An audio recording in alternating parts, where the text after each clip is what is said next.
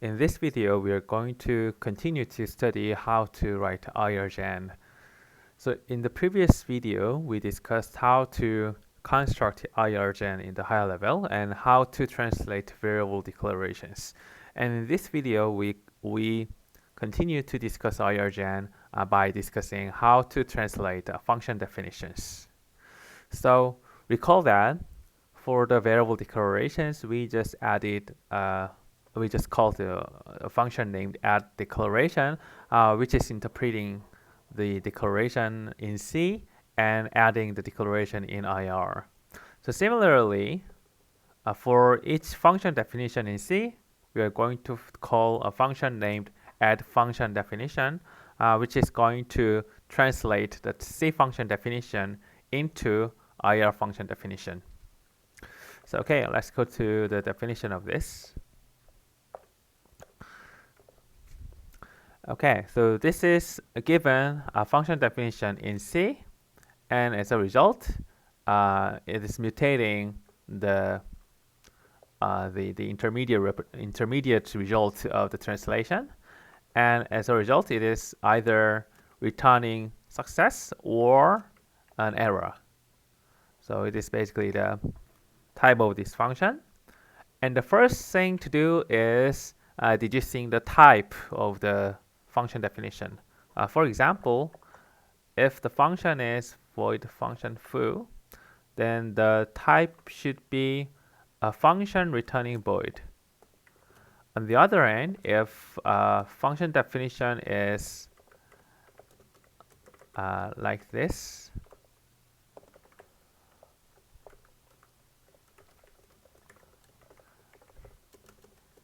then the type should be a function returning a pointer to void. So it is easier to read in this way. It is a function returning void, and it is a function returning a pointer to void. So this is just a way of representing this function in a different order, but it is the same thing with this left-hand side, and we need to deduce this type from the C function definition. So we are going to do this in this lines of code. As we did for variable declarations, we are going to get specifiers and declarators. And if you're not aware of these terms, please watch the previous video first. So, and it is going to get the name and the parameters name of the functions, and that's okay. And then it is going to find out the type from the specifiers and declarators here. So this is basically the same with what we already did for variable declarations. And here, if it is a type definition, it is very wrong because there is no such a thing like type df foo type df integer foo. There's no such a thing. So that's the reason why if we meet a type df, then we're going to just say it is a compile error. So the C source code is wrong, and you need to fix it. Okay, after deducing the type of the this function, it needs to apply the declarators. Yeah, the type is consisting of specifiers and declarator, and we need to deal with both of them at the same time. So after taking into account this, we resolve the types using the existing type def definitions. So until here, everything was already dealt with, already discussed in the variable declaration. So what is unique in this function definition is from these types, we're going to deduce the function signature. Function signature is, as we discussed in the previous lectures. Yeah, it is consisting of two things: the return type and the parameter types. And parameters are a vector, which is basically a list of types, and it contains the types of the arguments, one for each of them. So yeah, we are going to deduce the function signature from the type. So type here, this D type should be a function type, and this function signature new is asserting that this D type is actually a function type, and deduce what is the return types and the argument types from this function type. Okay, so this is very funny thing. You first declare something, so you get the function of something. You get the type of function type of the function definition, and you just add it as a declaration. So the reason is that let's say that we have a function Fibonacci, which is calculating the Fibonacci number of things. So in the implementation of this Fibonacci function, we are going to recurse. Let's simplify this a little bit. Okay, in this function Fibonacci, it is going to call the function Fibonacci itself. So it is referring to itself. So we need to deal in the translation of the function body here, which is going to be dealt with in the rest of this code. So it needs to understand what does this Fibonacci mean.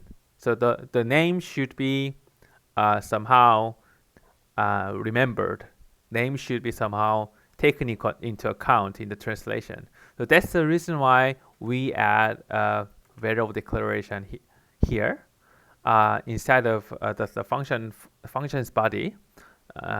So that in the translation in the later stage, it can see the name here. So at this point of time, we are just adding the variable declaration. Fibonacci is a function of integer returning an integer. In C, it is going to be represented as this, but in the meaning of this is that it is a function that is accepting an integer and it is returning an integer. So we don't know yet the exact the body of this function. We just know that there is a variable declaration that is named Fibonacci, and that's all. And that is necessary in the translation of, for example, the Fibonacci's function body, because in the translation of this Fibonacci, we need to look up the variable from the global variable, and it should already have been added to the global variable map. So this is basically doing that. Okay, now we set up the global variable declarations, and now we are going to calculate what is called the global scope. So it is going to be the first layer, or layer 0 of the symbol table. So recall that the symbol table is layers of a mapping from a name to the value, right? So suppose that we have three declarations: int a, int b, and int Fibonacci. So suppose that we are translating this function Fibo, and then we are at the first layer of the symbol table. We are going to have such a map, like A is pointing to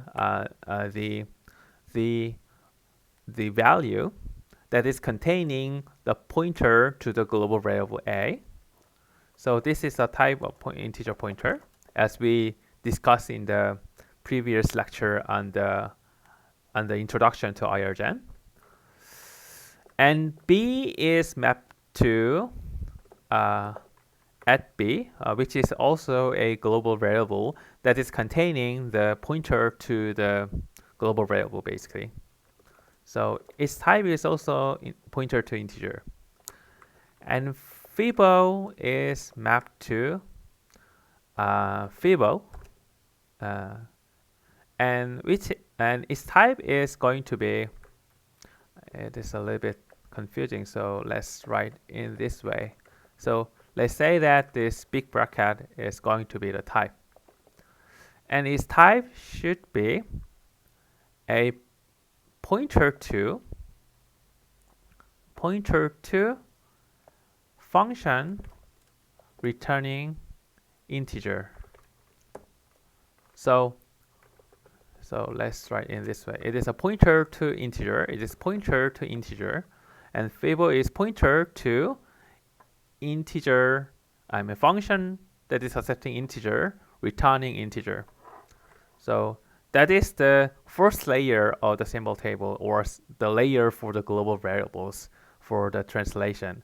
So we first construct this, and this is such a code. So you probably don't know the many of the idioms in Rust that is actually calculating or computing this hash map, but here is a model code or example code you can look at, and you can just go to the internet and see the documentation to see what's going on there. So I'm just showing this code to you, and please study on your own what it is doing, and why it is better to represent it this way than for loops and other iterative methods to constructing hash maps. Okay, so now we are prepared to start translation. So as the first step of translation, so we construct what is called IRgen func struct, which is containing all the context information that is necessary to translate the function. So for example, it is containing a return type. This will be necessary because if you're going to make a code like this, you need to know that whether this zero is the right type for the return. So suppose that if we are going to define a function that is returning float. Hi.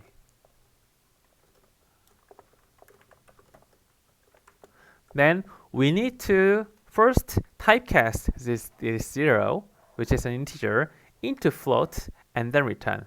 So in order to deduce such a type information, we need to remember the return type of this function.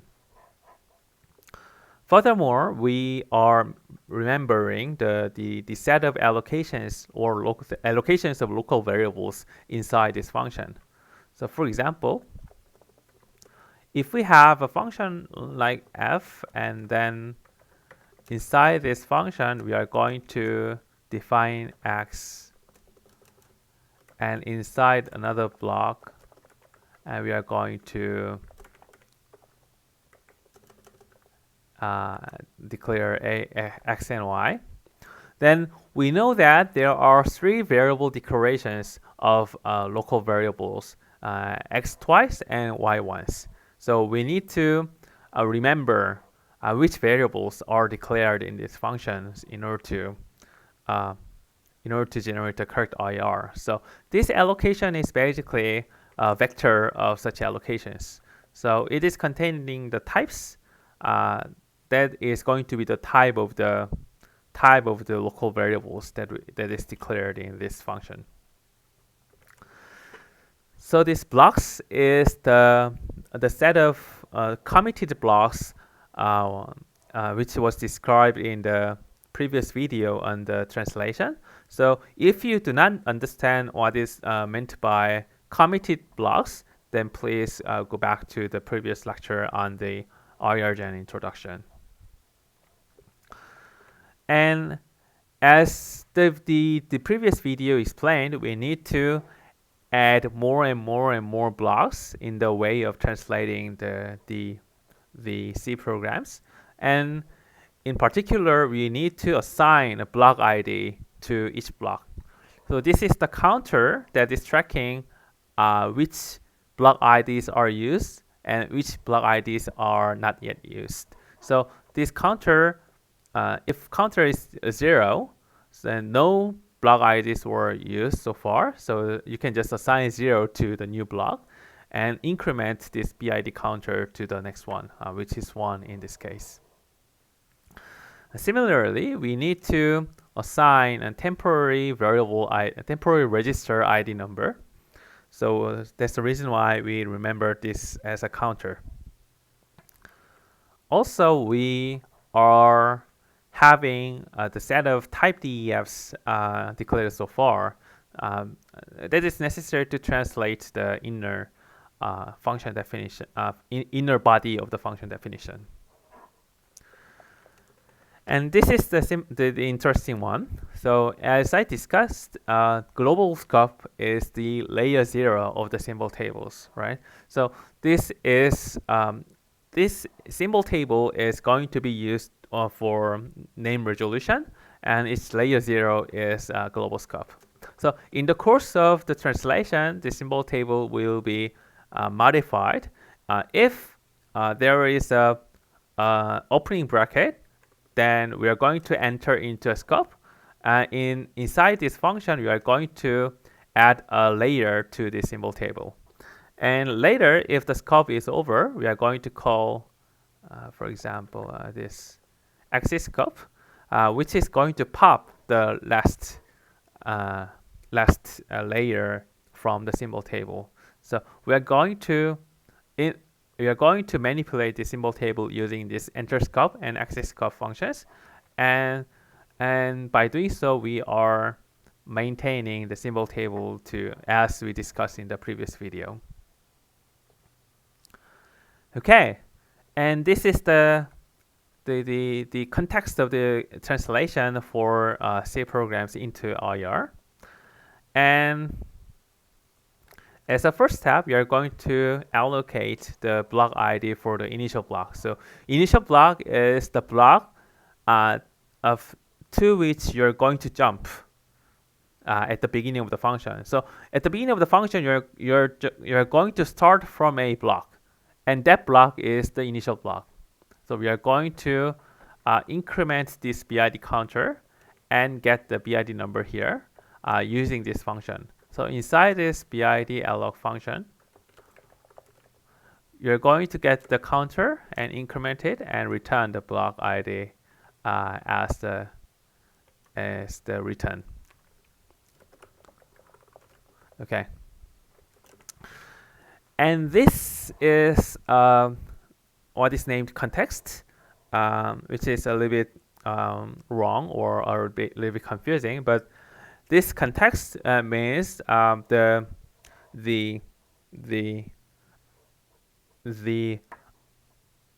block that you are constructing for now. So it is not yet committed. So it is the block on which you are going to translate, and you are going to commit this block at the end of the translation of your expression or instruction.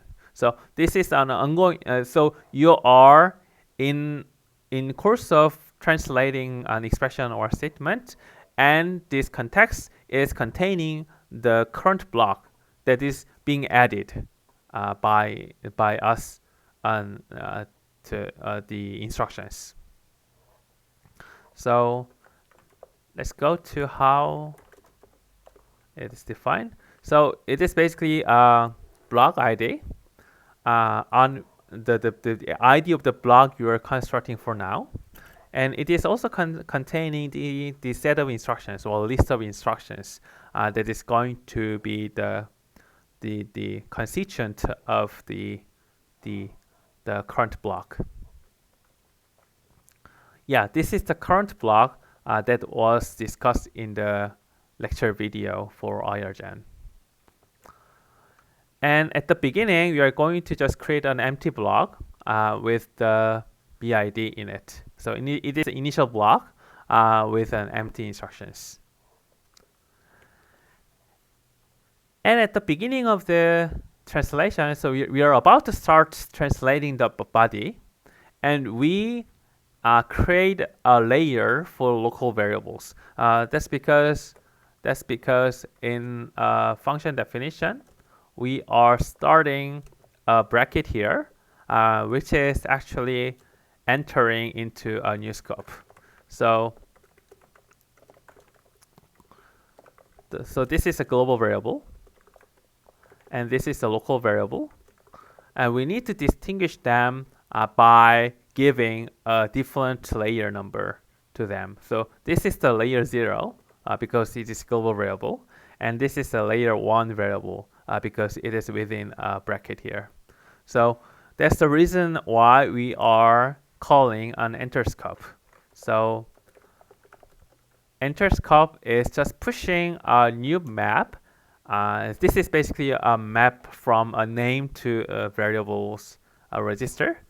And we are just pushing a new layer into a symbol table. On the other end, in an exit scope, you are going to just pop it. The last one is ejected. Okay, so far so good. So we are entering a scope, and we are going to translate parameters. Okay, so we are going to be given parameters as registers, but at some point of time, we maybe need to store them in memory because, for example, let's say we have a function foo.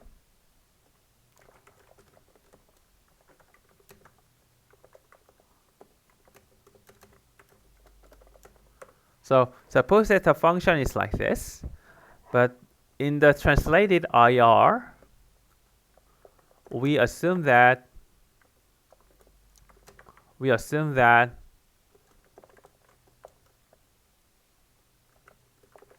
this is a register, so each value should not be changed in the execution of this program. But in the C program, it is changed, right? So the first thing we do is that we allocate a local variable. In this example, this is named XA. This is axis allocation of type int. So XA is a pointer to integer. And the first thing to do is that we store the value of x, value of this x to XA. So the meaning of this is XA equals %x. So we are storing this. It is %. So yeah, we store the value of this %x into the local variable we just declared here. And after that, we are going to load from this XA, and then compute T1 plus 1, and then we are going to store again T2 to XA. So the translation will go like this. So that's the reason why we need to allocate a local variable for each parameter. So this is basically doing that. So we are going to define such a function in your submission. So one thing to note is that it has a very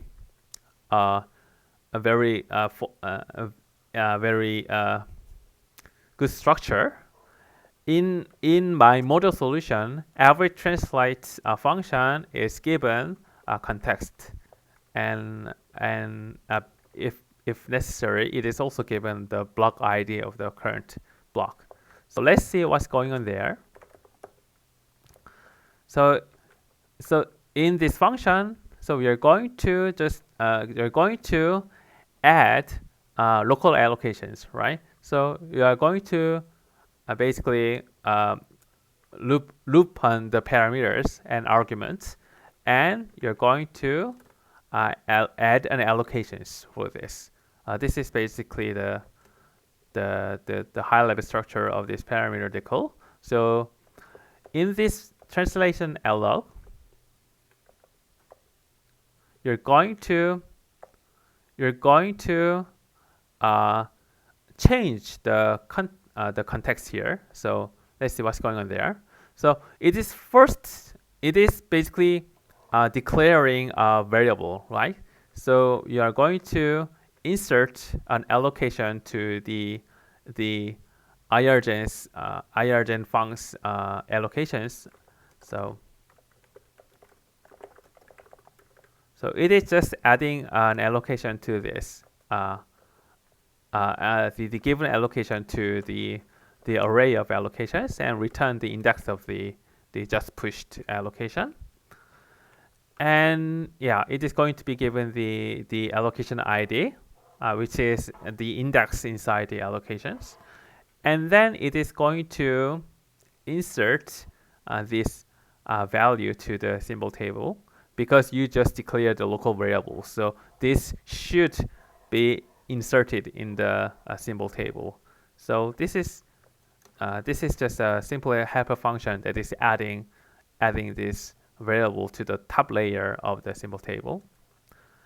And also, if there is a value that should be stored in the local allocation, then it is going to first perform a typecast. So suppose that, so this is necessary because it can be like this. So suppose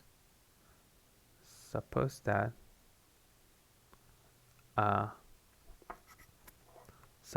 there is a function that is accepting a float, and you just called it with an integer.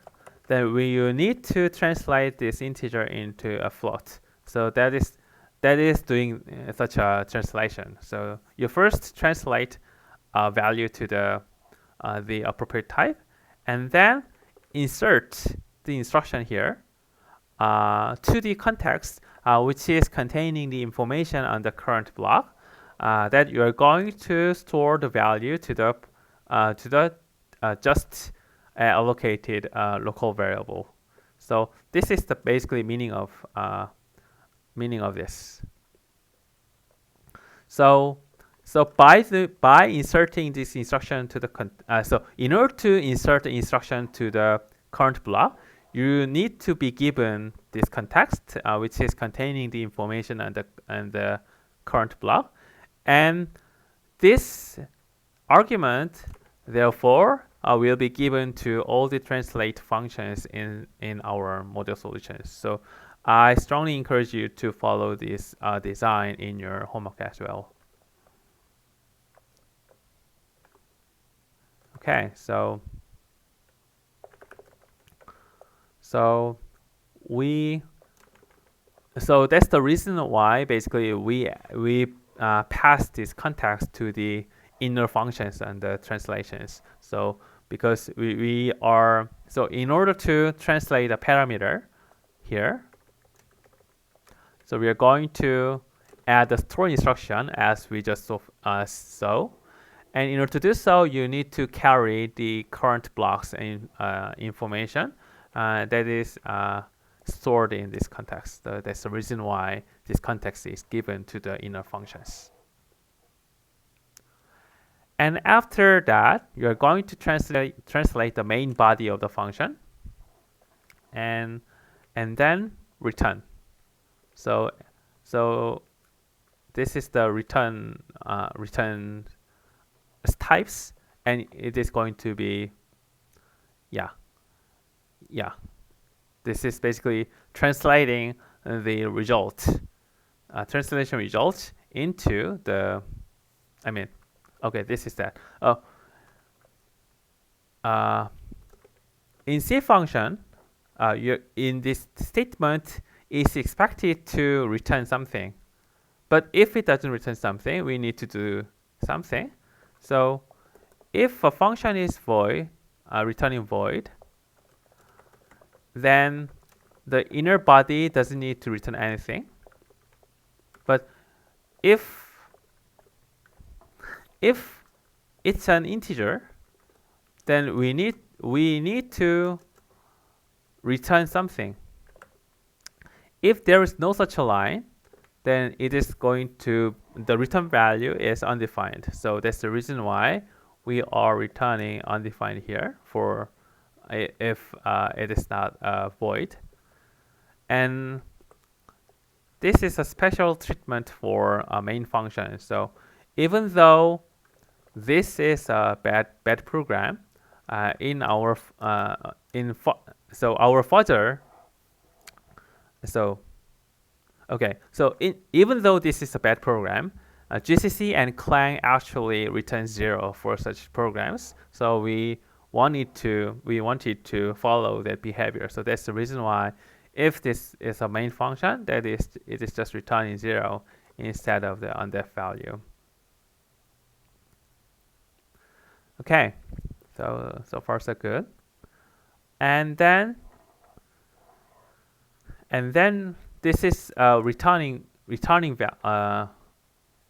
it is the value to return at the end of the function, and we are going to just so this context is going to be the current block, and at the end of this translation, this current block is going to be ready to the so at the end of this current block, we need to return a value depending on the type and the depending on the type and this function name of the name of this function.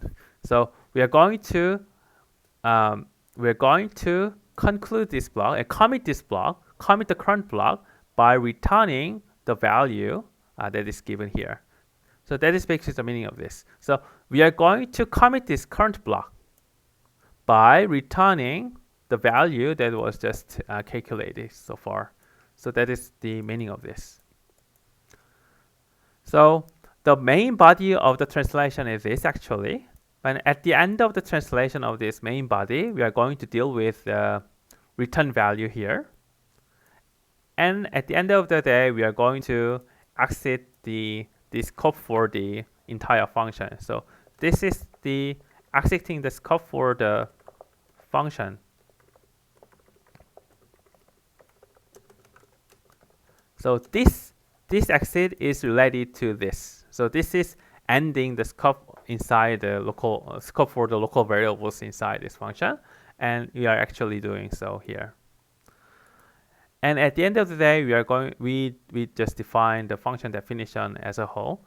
So it is consisting of the set of allocations or list of allocations and the committed blocks and the initial block ID. So by returning, so this is basically the what is just constructed so far. And recall that previously we added something to the decal, right? So, but this is a bogus. This is not representing the function definition. It is just representing a variable. So we need to edit the value we added in this line. So that is basically doing that.